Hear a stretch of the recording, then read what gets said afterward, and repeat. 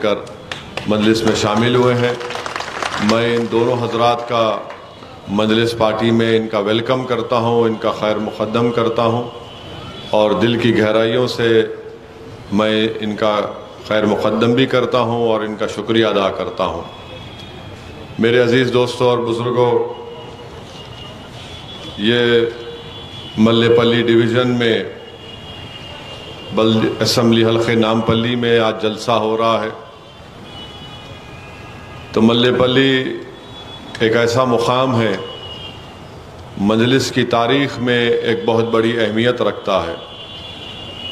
शायद नौजवानों को ये बात नहीं मालूम होगी कि 1960 में मरहूम क़ायद सालार मिल्लत सुल्तान सलाहुद्दीन ओवैसी ने अपनी ज़िंदगी का सबसे पहला इलेक्शन सालार ने मल्लेपल्ली के बल्दिया इलेक्शन में लड़ा था और यहीं से मल्लेपल्ली से मरहूम क़ायद सालार मिल्लत को बल्दिया इलेक्शन में कामयाबी हासिल हुई।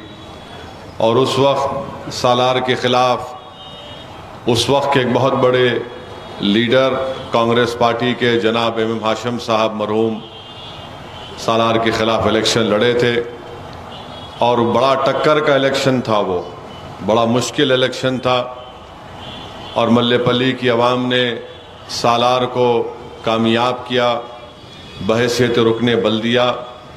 और फिर उसके बाद से मजलिस की कामयाबी, सियासी कामयाबी का सफ़र शुरू होगा। 1960 के बल्दिया के इलेक्शन में मजलिस के करीब 17 या 19 अरकान बल्दिया कामयाब हुए थे, जिसमें हमारे 4 हिंदू भाई भी शामिल थे।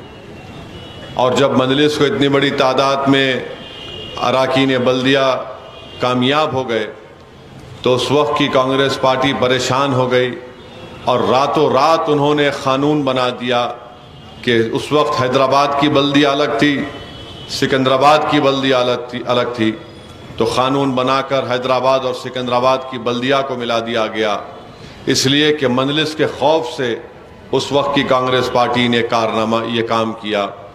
मगर मल्लेपल्ली एक बड़ी तारीख़ी जगह है मजलिस की तारीख़ में और मुझे पूरा यकीन है मल्लेपल्ली की आवाम पर कि आपने हमेशा हर नाजुक वक्त पर मजलिस की तायीद की। मजलिस की कामयाबी में आपके बुज़ुर्गों ने एक बहुत बड़ा रोल अदा किया और मुझे यकीन है कि आप उस तारीख़ को 30 नवंबर के दिन दोहराएंगे। और जिस तरह हमारे बुज़ुर्गों ने, हमारे असलाफ़ ने इस जमात की कामयाबी के लिए बहुत मेहनतें की, क़ुरबानियाँ दी, आप भी इंशाअल्लाह ताला अपने बुज़ुर्गों की क़ुरबानियों को रायगा जाने नहीं देंगे और मुत्तहिदा तौर पर सब मिलकर मजलिस के उम्मीदवार जनाब माजिद हुसैन को नामपल्ली असम्बली हल्के से अपना MLA मुंतखब करेंगे। मेरे अज़ीज़ दोस्तों और बुज़ुर्गों, जिस मुकाम पर आज यहाँ पर जलसा हो रहा है, यहाँ से चंद कदम के फासले पर मरहूम गौस साहब रहते थे। मैं मरहूम गौस साहब के गोद में मेरा बचपना, उनकी कई मेरे बचपने की तस्वीर मरहूम गौस साहब के साथ हैं। मैं अल्लाह से दुआ करता हूँ कि अल्लाह मरहूम गौस साहब की भी मग़फ़िरत करे।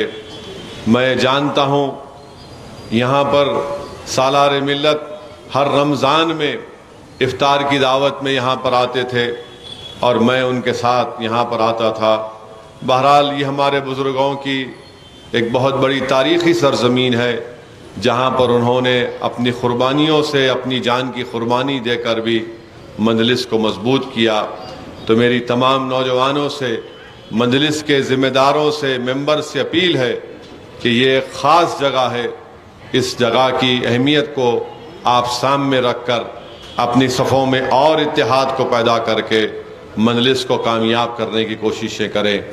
मुझे अभी जनाब ज़फ़र साहब मुताल्लिक़ा रुकने बल्दिया ये बता रहे थे कि ज़फ़र साहब ने बड़ी मेहनत की और मैं तो कहूँगा कि मजलिस पार्टी में 44 अरकान बल्दिया हैं, मगर ज़फ़र की मेहनत बहुत बेहतरीन रही और वो ऐसा शख्स है कि सुबह 6 बजे आपको नज़र आएगा अपने वार्ड में, 7 बजे नज़र आएगा। और मैं सुबह में जब उठकर अपना फ़ोन खोलता हूँ तो सबसे पहले ज़फ़र साहब की फ़ोटो नज़र आती कि ज़फ़र साहब 6 बजे यहाँ पर गए।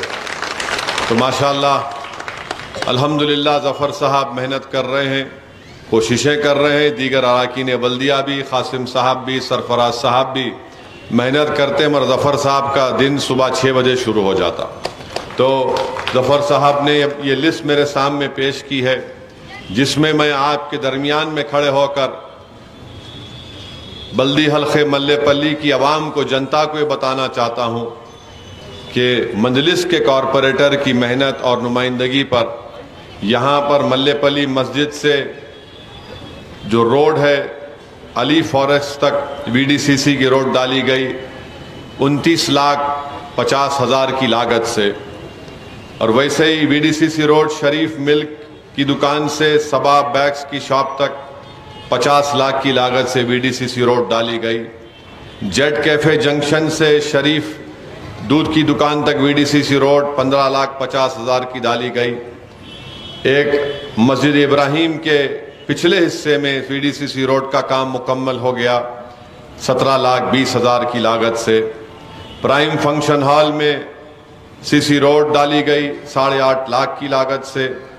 जामा मस्जिद से जीएचएमसी की जो मॉडल मार्केट तक 20 लाख की लागत से वीडीसीसी रोड का काम मुकम्मल हो चुका है।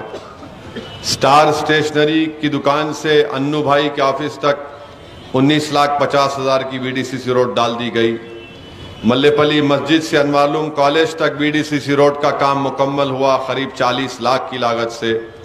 डॉक्टर राम प्रसाद के नर्सिंग होम से प्राइम फंक्शन हॉल तक वीडीसीसी रोड 20 लाख की लागत से डाली गई, वो काम मुकम्मल हो गया।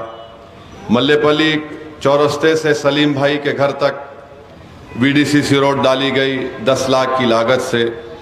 ये सलीम हजारी है ना, ये सलीम हजारी साहब की वालदा जो थी 1960 में जब सालार पहला बल्दिया का इलेक्शन लड़ रहे थे तो बहुत कम लोग मजलिस की खुलकर तायीद करने के लिए तैयार थे। उस वक्त सलीम हजारी की वालिदा सालार मिल्लत का हाथ पकड़कर ले जाकर बोलती थी कि सलाहुद्दीन ओवैसी इनको वोट डालो, ये मेरी पार्टी है। अल्लाह उनकी वालिदा की मग़फ़रत करे। इसलिए मल्लेपल्ली एक तारीख़ी जगह है। फिर अनवारुल्लाह गर्ल्स कॉलेज की गेट से प्राइम फंक्शन हॉल तक 15 लाख की लागत से वीडीसीसी रोड डाली गई। बड़ी मस्जिद के अतराफ में करीब 50 लाख की लागत से रोड का काम शुरू होने वाला है, मंजूर हो चुका है। जफर शाह ग्राउंड से घटाला मस्जिद वीडीसीसी रोड डाल दी गई 40 लाख की लागत से। नोबल टाकिस जंक्शन से वहाँ पर फुटपाथ बनाया गया, डिवाइडर और सर्कुलर रोड बनाई गई है, काम ज़ेर दौरान है। इसकी लागत 36,70,000 है। एक NP2 लाइन अशवाक टेलर की दुकान से हरी भाई की गली तक मुकम्मल हो चुकी है। NP2 की लाइन 15,50,000 की लागत से। एक NP3 पाइपलाइन है 600 mm डाया की जेड कैफे से मौस की भट्टी की गली और अलमदीना चिकन सेंटर से नोबल टाकिस चौरस्ते तक, ये 34 लाख की लागत से ये NP3 लाइन मुकम्मल हो गई है।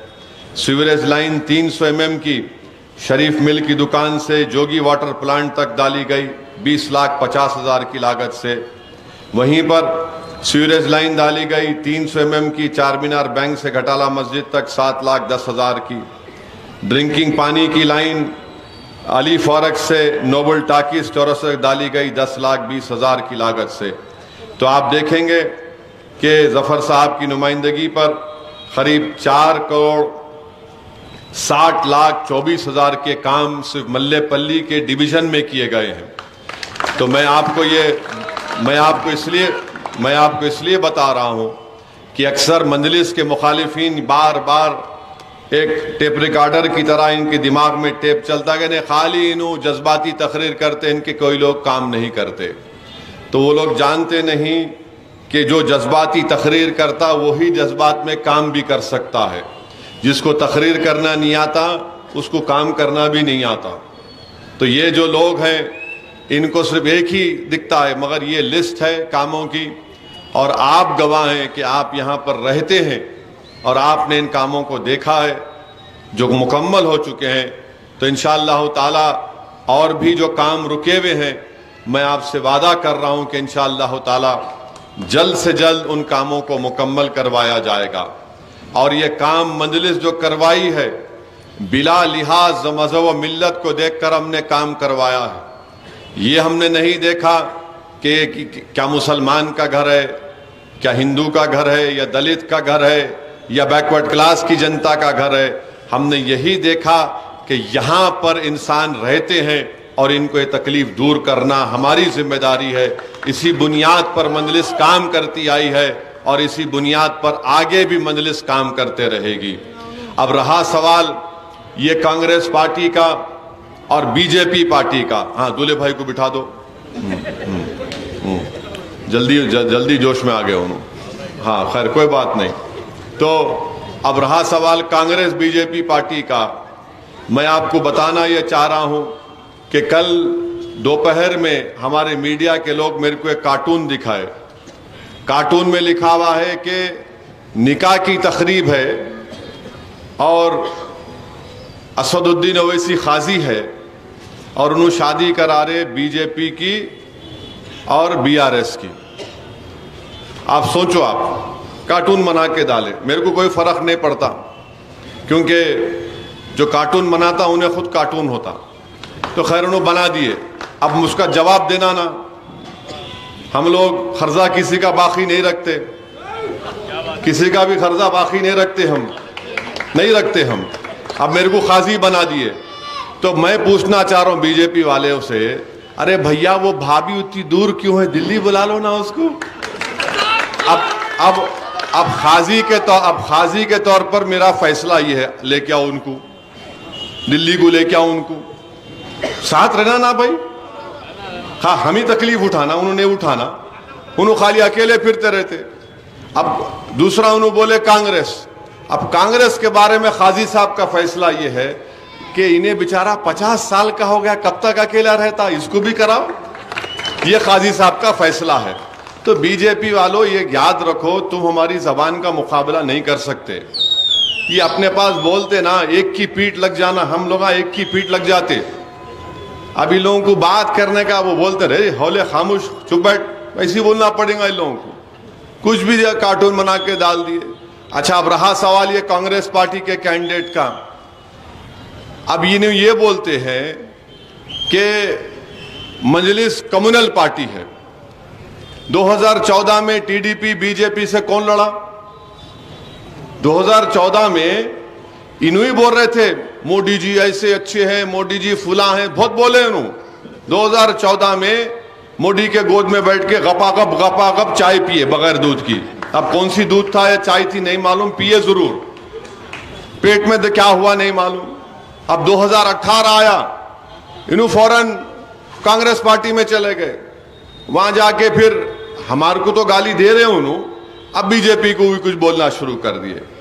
मगर अब क्या बोल रहे उन्होंने कि नहीं, मेरा मुकाबला एमआईएम पार्टी से है। मेरे भाई, तेरे से 56 आके मुकाबला करके चले गए, कुछ नहीं हुआ, बहुत आके चले गए। तू चेपीदी का शेरवा है, समझे ना। जुमा 8 दिन हुए तुम्हारे को। अभी इन साल के 5 साल में 4.5 साल कहीं नजर नहीं आए। कोविड में गरीब पिस रहा था, मर रहा था, ऑक्सीजन के लिए तड़प रहा था, दवाइयों के लिए तड़प रहा था, अस्पताल के बेड के लिए तड़प रहा था। मर गए तो अस्पताल से लाश शमशान घाट को या कब्रिस्तान लेकर जाने वाला कोई नहीं था। कौन था? ये आपका जफर कॉरपोरेटर हमारे कासिम और सरफराज थे। जफर के पास तुम्हारे कने मर्सिडीज भी है शायद, नहीं है? नहीं, हाँ है, इनका ने है। तो जफर अपनी मर्सिडीज में ऑक्सीजन का सिलेंडर रख के लेके जा रहा था, मोटरसाइकिल पर कासिम लेके जा रहा था, जफर लेकर जा रहे थे। 2 मरतबा इनको कोविड हो गया। मैं बोला अरे मियाँ थोड़ा रेस्ट लो। नहीं साहब, फोन आया, हम लेके जाते। 1500 ऑक्सीजन के सिलेंडर मजलिस इंतजाम की फ्री में, जिस किसी के घर में पहुंचाना था हम ले जाकर पहुंचाते। वो लोग फोन करके बोलते जफर को, जफर मियाँ जरा सिलेंडर खत्म हो गया, फिर जाकर देते। एक पेशेंट को कम से कम 10 सिलेंडर दिए, 10 सिलेंडर फ्री में दिए। 30 भी दिए, और वो सिलेंडर नॉर्मल दिनों में मिलता 3,000 2-3,000 मिलता था, 30,000 में मिला था। हम लोग खरीदे 12,000 13,000 में के सिलेंडर खरीदे, 1200 सिलेंडर खरीदे। फिर इसके बाद बोले कि साहब सिलेंडर नाकाफी है, ऑक्सीजन कॉन्सेंट्रेटर खरीदे, हम लंदन से कोई लेकर आए थे, 55 ऑक्सीजन कॉन्सेंट्रेटर खरीदा मैं, करीब 70 लाख के। ये काम मंजलिस उस वक्त करी, किसी को नहीं देखी, कौन किसका मजहब का है क्या है, दो भाई जान बचाओ जान बचाओ। कितने लोग मर गए इसका अंदाजा भी नहीं है, कब्रिस्तान भर गए, शमशान घाट में गाड़ियां खड़ रहती थी, इतने लोग मर रहे थे। उतना उस वक्त में मजलिस ने काम किया। अब इनू कहां दिखे, इनू कोई नजर आए कहीं पर भी आपको? अब व्हाइट शर्ट पहन लेके सनग्लासेस लगा लेके मैं आ गया। अरे तू कहां गया था? तू यहीं से, तू आ गया से फर्क नहीं पड़ता। ऊपर से इनका एक वीडियो देखा मैं, वीडियो में इन्हों बोल रहे कि नामपल्ली के 2 लाख मुसलमान, उसमें से 1.5 लाख फेनेटिक है। फेनेटिक का मतलब क्या है? जुनूनी। मेरे को हैरत हो रही कि पुलिस वीडियो देख के भी कुछ नहीं एक्शन ले रही उनके ऊपर। अच्छा, हमारे जुलूस में पैदल दौरा में जो आ रहे, कौन है इन्हों, कौन है? ऐसा दूरबीन लगा के देख रहे, दूरबीन लगा के, अम्मा इतने लोग आ गए बट्टू लगा के। हम बोले बिल्कुल आते, क्यों नहीं आते? फोटो ले रहे थे, मैं क्या करा, मैं इधर बेटा था, बहादुर ठहर फोटो लेंगे, पहले फोटो लेंगे। हमारे को हम दबा के फोटो लिए। अच्छा, वो 3-4 फोटो ऐसे वायरल हुए कि पूरे हिंदुस्तान से मेरे को फोन आ रहे, अरे बॉस क्या फोटो लिए? मिला क्यों, तुमको भी शौक है तो आ जाओ, हम भी तैयार है। तो हम ये पूछना चाह रहे कि आखिर ये क्या है? ये शहर के माहौल को खराब कौन कर रहा है? 1.5 लाख मुसलमान फेनेटिक है। अरे फेनेटिक कहां है रे? फेनेटिक है, जुनूनी है, बदनाम करना नामपल्ली की आवाम को। और इनका मकसद क्या है? नामपल्ली को गोरखपुर बनाना चाह रहा है इन्हें। आप समझो मेरी बात को, नाम मैं मजाक नहीं कह रहा हूं, ये नामपल्ली को गोरखपुर बनाना चाह रहा है इन्हें। इसीलिए बोल रहा कि मेरा मुकाबला मंजलिस से है, ये नहीं बोल रहा कि मेरा मुकाबला बीजेपी से भी है। समझिए आप बात को, मैं सेटिंग करके बैठ गया, उन्हें सेटिंग कर लिया उन लोगों से, बीजेपी वालों से। तो नामपल्ली को नामपल्ली रखना है, जहां पे हर आदमी अमन से, सुकून से, आराम से अपनी अपनी जिंदगी गुजार रहा। इनका मकसद क्या है कि यहां पर नामपल्ली को गोरखपुर बना दो। 1.5 लाख मुसलमान फेनेटिक है। अरे क्या फेनेटिक दिखा तेरे को, बता मेरे को, बताओ कौन सा फेनेटिज्म है यहां पर? जुनूनी बोलना नामपल्ली की आवाम को इनकी तौहीन है। और आप आकर इन 1.5 लाख फेनेटिक से आप वोट मांगेंगे? तो मैं आपसे कह रहा हूं, जब आपके पास ये कांग्रेस पार्टी के लोग आए तो लिख के लगा दो अपने घर में, this house belongs to a phonetic.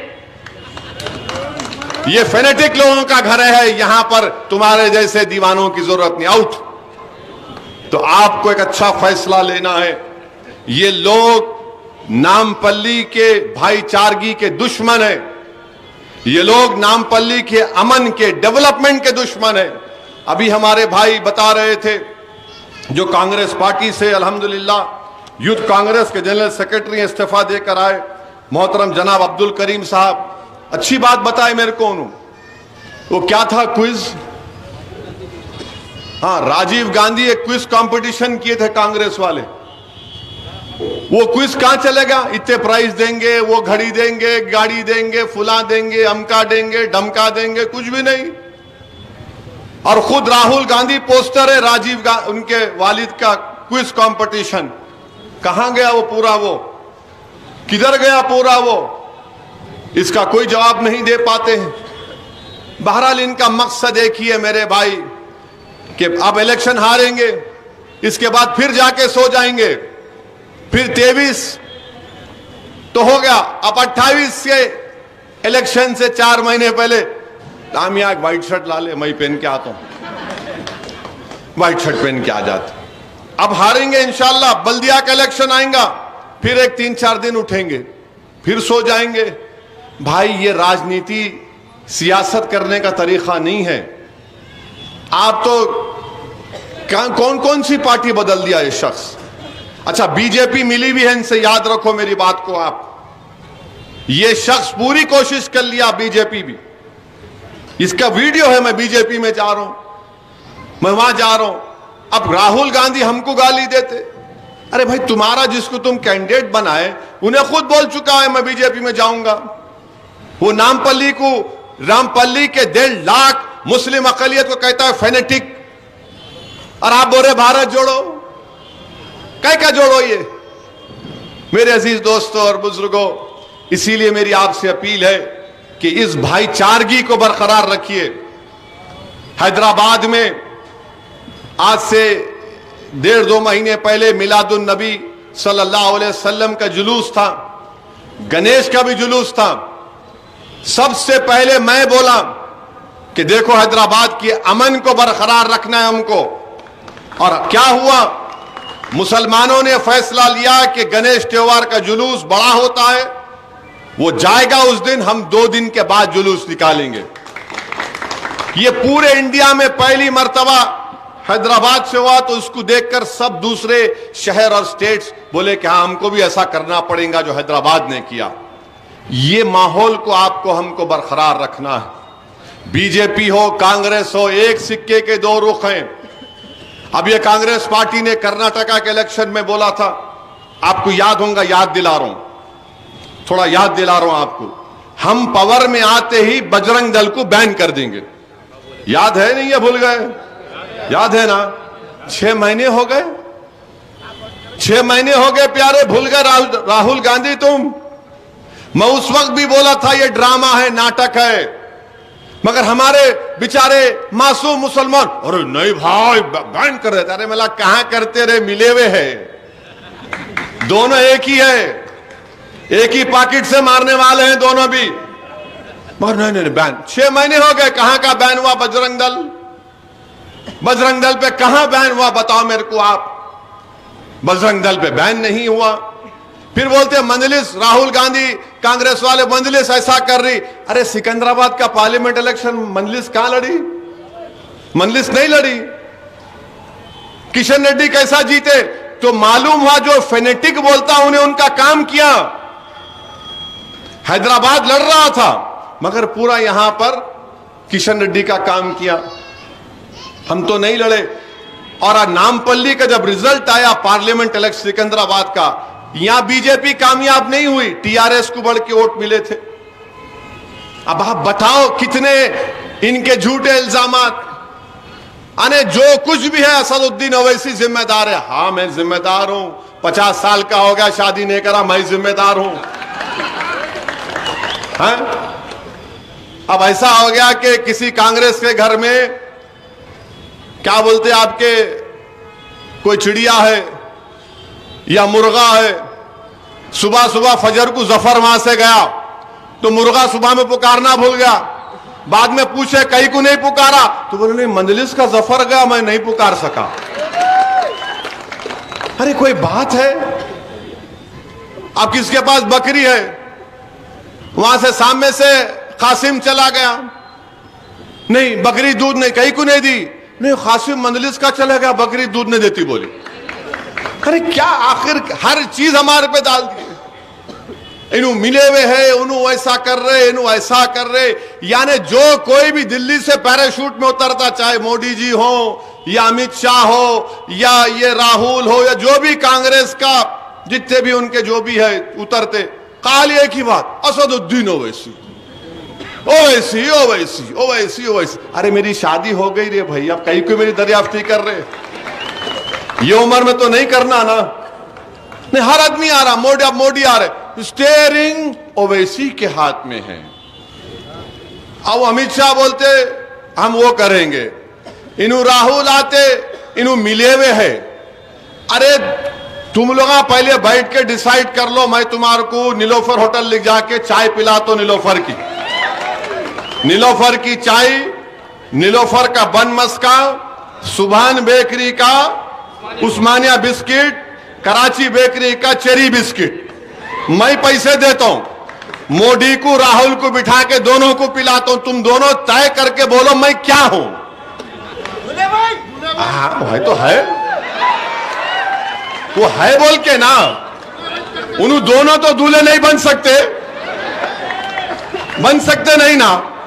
हम तो बोल रहे करो, उन्होंने बोल रहे अम्मा नहीं होता, उन्होंने सारी दुनिया में जाके ज्ञान दे रहे ऐसा करना वैसा करना। अरे भाई पहले नीचे तो देखो क्या है। हम जो आ रहा गाली मंजलिस को, ये मंजलिस वो मंजलिस ये। हमारे लोग बोल रहे साहब बहुत बोल रहे। मैं सुनो प्यारे, सुनो, एंटरटेनमेंट है।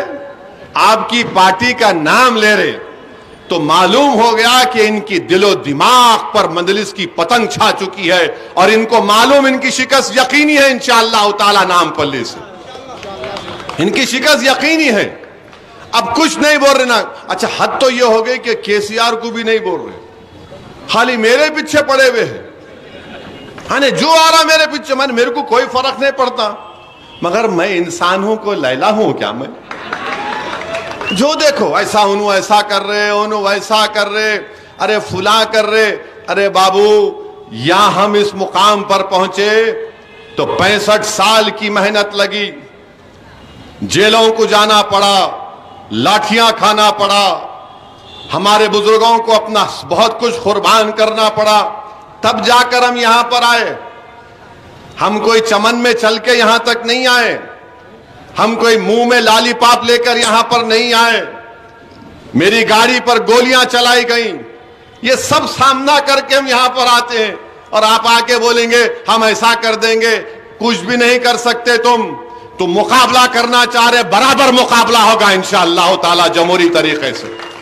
तुम जिस तरीके से मुकाबला चाह रहे उस तरीके से मुकाबला करेंगे। मगर हम तुमको बता रहे हैं, तुम नामपल्ली की आवाम की तौहीन किए हो, उनको फेनेटिक बोलकर, और इंशाअल्लाह ताला तुमको उसका जवाब मिलेगा 30 नवंबर के दिन। तुमको जवाब मिलेगा 30 नवंबर के दिन।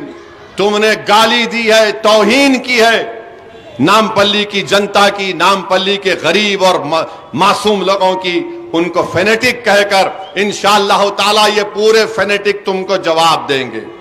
मेरे अजीज दोस्तों और बुजुर्गों, ये बीजेपी है, इतनी महंगाई है, इतनी महंगाई है, दिवाली आने वाली है। अब जाकर पूछो दुकान वालों से, मियाँ क्या हो रहा, कुछ सेल वेल है? कहाँ है साहब, खाली रोड पे ट्रैफिक है, कुछ भी नहीं हो रहा। पूछो, आप पूछो, लोगों के पास पैसा नहीं है। और मोदी जी बोलते हैं विश्व गुरु, विश्व गुरु। अरे काय का विश्व गुरु भाई, कहां का विश्व गुरु? आप उनको बोलो पैसा नहीं है तो मोदी जी बोल रहे ओवैसी जहर फैलाता है। अरे नौजवान के पास नौकरी नहीं है तो मोदी जी बोलेंगे मैंने G20 कर दिया। माने कोई गरीब का क्या होगा इस मुल्क में? इकोनॉमी बर्बाद, पैसे नहीं है। आप जाकर पूछो दुकान वालों के साथ, बोले खाली लोग चल रहे साहब, छोटा मोटा कारोबार कर रहे। वो बेचारे वो मिठाई की दुकान वालों से पूछो, जाके आप उनसे पूछो भाई कैसा कारोबार है आपका, दिवाली आ रही है? बोले है भाई थोड़ा बहुत, ज्यादा नहीं है। अब इसलिए आपको देखना है, ये हैदराबाद को हमको बचाना है। ये कांग्रेस पार्टी, इनकी तारीख रही है, इनकी तारीख रही है। आप कर्नाटका में सिद्धारामैया के खिलाफ आपसी जंग शुरू हो गई कि मैं सीएम बनता हूं, उन्हें बनता हूं। यही कांग्रेस पार्टी का कल्चर रहा। जब कभी भी कांग्रेस पार्टी हैदराबाद में थी, हमारे यहां पर हिंदू भाई भी बैठे हुए हैं, आपको याद दिला रहा हूं, जब कभी कांग्रेस पार्टी थी हैदराबाद में फसाद हुआ। जब कभी भी कांग्रेस पार्टी थी यहां हैदराबाद में फसाद हुआ, पुलिस फायरिंग हुई। इसीलिए मेरी आप तमाम से अपील है कि हैदराबाद में 9.5 साल से कर्फ्यू नहीं हुआ। हां वाकयात हुए हैं और ये कांग्रेस पार्टी बोलती ना मजलिस ये करती वो करती। राजस्थान में कांग्रेस की हुकूमत है, राजस्थान में कांग्रेस की हुकूमत है। 5 साल से कांग्रेस की हुकूमत राजस्थान में। 100 मरतबा इंटरनेट बंद हुआ। कितने मरतबा? 100 मरतबा। और हैदराबाद में कितने मरतबा एक या दो या तीन बार ऐसा हुआ। अगर इंटरनेट बंद होता तो सबसे बड़ा नुकसान किसको होता? उबर वालों को, जोमैटो वालों को, स्विगी वालों को, ये बेचारे जो ऑटो टैक्सी चलाते, इन सब का रोज का कमाई बर्बाद हो जाती है। कांग्रेस की सरकार राजस्थान में 100 मरतबा इंटरनेट बंद कर दिए। अब आके इन्हों बोलते हमारे को उंगलियां उठाते मजलिस के ऊपर। अरे हम तो कोई ऐसा काम ना होने दिए, ना करेंगे इंशाअल्लाह ताला। अरे गरीब पिट गया होगा राजस्थान में जब इंटरनेट 100 मरतबा बंद हो गई। तो इसीलिए मेरे अजीज दोस्तों और बुजुर्गों, मेरी आप तमाम से अपील है कि आप 30 तारीख के दिन एक होकर नामपल्ली की कामयाबी के लिए, नामपल्ली की तरक्की के लिए, नामपल्ली के भाईचारगी के माहौल को बरकरार रखने के लिए, नामपल्ली के डेवलपमेंट के कामों को और आगे ले जाने के लिए और नामपल्ली को गोरखपुर नहीं बनने के लिए आपको मजलिस पार्टी के हक में पतंग के निशान पर अपना बटन दबाना पड़ेगा। और जो लोग फेनेटिक जिसने हमको कहा, उसको भी आपको जमहूरी तरीके से उसका जवाब देना है। और याद रखिए, हम अपनी शनाख्त को नहीं खोएंगे, हम अपनी हमियत को बरकरार रखेंगे। इस पर कोई कॉम्प्रोमाइज नहीं किया जाएगा। मजलिस पार्टी को मजबूत करिए। आप तमाम यहां पर आए, आपका शुक्रिया। जलसा जारी रहेगा। माजिद हुसैन आएंगे और माजिद हुसैन के बारे में आपको बता रहा हूं। माजिद हुसैन जब 3 साल मेयर थे हैदराबाद के, आज हैदराबाद में आप देखते होंगे लेबर अड्डे के पास 5 रुपए का खाने का स्कीम मिलती, 5 रुपए की। वो कौन लेके आया? माजिद हुसैन लेके आया हैदराबाद को। जब सोमेश कुमार बल्दिया के कमिश्नर थे, मेरे को माजिद आके बोले कि साहब ये स्कीम है, मैं शुरू करना चाह रहा हूं, एक बार चेन्नई जाके देखता हूं। मेरा फौरन जाओ।